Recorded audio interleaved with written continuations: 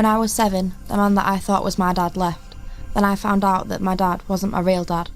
My dad committed suicide when I was 14. I had a normal upbringing in a middle-class family. Around the age of 12, I started to realise that I might be gay. There weren't many out gay people that I knew. I downloaded a couple of gay chat apps. This led to older guys messaging me. Very quickly it advanced to, do you want to try anything? The sexual abuse first started with his dad, my stepdad's dad, so he was like my granddad. I'd never heard my mum say, I love you, put her arms around us, took us in bed. I was running away. I hated it. I wanted to go in care. I wanted to know what life was. Because I didn't speak, they just thought I was a naughty child rebelling, and I wasn't. I started a relationship with Jack and things were good. He was about 19 and I was about 12. A lot of perpetrators use my dad.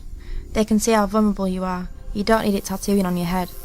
I was picked up in town by 2 blokes, taken to Bradford, and that's where I lived for the next 3 months. I didn't understand that it was CSE until the police sat me down. Around the age of 12, I started meeting older males. Then I met other people, including my daughter's dad. I thought it was okay, someone new to talk to. Before I started smoking, they started buying me crisps and drinks and stuff like that, which felt nice. But I've said it's not nice, because you can't trust them. Before I got involved, there was this time I was with a girl from my car home, and these 2 guys asked us to go to an hotel. I was unsure, but she wanted to go. They gave us weed, drinks and put stuff in front of our noses, telling us to snort it. When the drugs started to kick in, a lot more guys just came into the room. I didn't know if I was imagining it or it was actually happening. I freaked out. On a night time, the night staff would get you out of bed, 2, 3 o'clock on a morning, hand over my mouth, dragged into the shower rooms by my hair. My parents wouldn't let me drink or stay out. I would easily snap and get angry with them, smashing things. I felt everyone was saying, stop doing this, stop doing this. If I was a girl, I would have been sympathised with more. I thought I didn't need support, but I definitely did. It all came out when I thought I was pregnant with Jack. I told school rang the police, and they informed social services who got basis involved, and my support worker came to see me. It was supportive, and I could speak to them. At first I didn't like the police, but I got to know them. I talked to the local police officer that goes around the estate and stuff, even though they're really, really scary.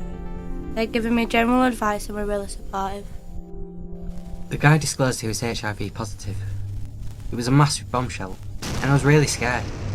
I woke up and realised these people don't care. It felt like I was being thrown in at the deep end.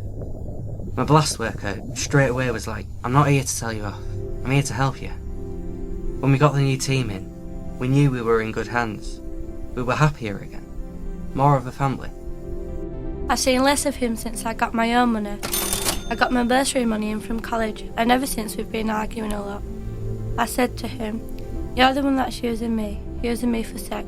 You're buying me stuff just so I won't tell the police. I have my ups and downs.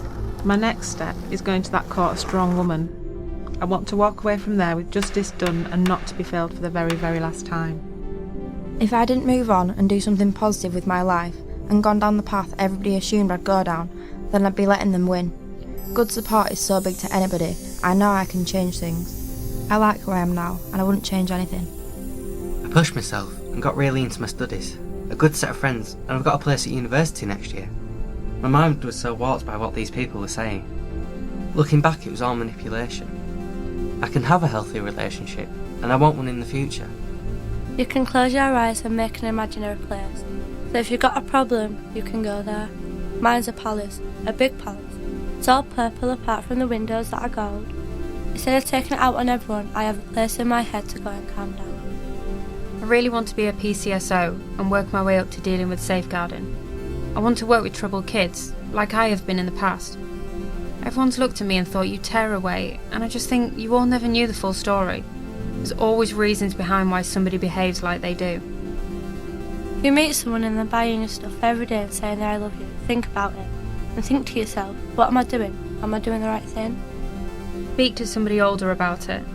Parents, aunties, friends, a support worker, a youth worker or a teacher, a trusted person, and not somebody who would take advantage of the situation. They don't love you, and they won't protect you or keep you safe. Police and teachers shouldn't treat boys differently to girls, because they've been through the exact same thing, being told the same things, being offered the same things. Just because a boy of 13 is being abused, it doesn't mean he can stand up to it and stop it himself. He's still a 13-year-old, just like a girl. Look for the signs. Children that are being abused are withdrawn. They want to be alone. They're looking more tired. They're not doing their work so well. When they disclose stuff, act on it. Listen to the girls and boys if they're speaking about it. Pushing someone who's already got a wall up is just going to push them further back in. If someone wanted me to do something I didn't want to do, I now have the confidence to say it. Workers need to be on your side until you actually believe they're going to be there for you. You only get one life, and no matter who's hurt you, things can get better. Things will get better. You've just got to be strong and find that inner you. Just how I've done, and I'm still smiling. See? I'll have a good job, a nice family, a nice house. And then when they're all like, oh my god, how's Jade got that? I'll be like 2 fingers up to the lot of you. Don't judge me. You can't handle half of what I've dealt with. You know my name and not my story. I wouldn't change any of it though, because it's made me who I am. I don't like victim and I don't like survivor. The victim says that you're still part of that process, you're damaged. Survivor means that you've got through it. The author Shy Keenan calls herself a phoenix. I like that.